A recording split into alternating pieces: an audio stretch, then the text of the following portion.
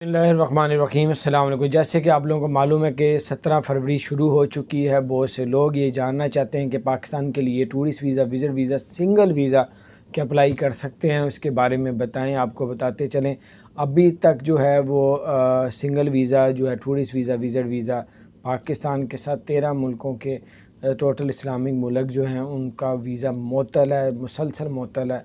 Corona की वजह से नहीं, वैसे ही कहते हैं सिक्योरिटी रीज़न की वजह से, इसराइल की वजह से कि वहाँ पे लोग आते हैं, कोई नुकसान नहीं, ये दोबारा कुछ अंदर की बातें हैं। दोबारा अभी तक बंद नहीं है, यानी कि बंद है। आप लोगों ने किसी को पासपोर्ट वगैरह नहीं देना। और सिंगल बंदा अप्लाई, जिसकी 40 साल से उम्र कम है वो तो बिल्कुल ही ना दे, क्योंकि उसका तो वीज़ा लग ही नहीं रहा।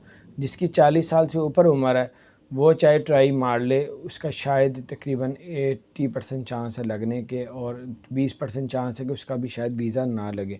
लेकिन जिनकी 40 ईयर्स से कम है वो तो उनके सबके वीज़े रिजेक्ट किए जा रहे हैं। ये सब कुछ इसलिए बार बार बताते हैं कि आपका कोई नुकसान ना हो। लोग बेताब हैं जाने के लिए वहाँ पे, जॉबों के लिए अप्लाई करने के लिए, क्योंकि कोई भी टूरिस्ट वीज़े, विज़िट वीज़े पे जाता है तो अगर जॉब मिल जाती है तो उसका वही वीज़ा रेजिडेंट परमिट में तब्दील कर दिया जाता है, वर्क वीज़े में तब्दील कर दिया जाता है। तो इसलिए थोड़ा वेट कर लें, अल्लाह ताला खैर करेगा, सब सही हो जाएगा इंशाल्लाह।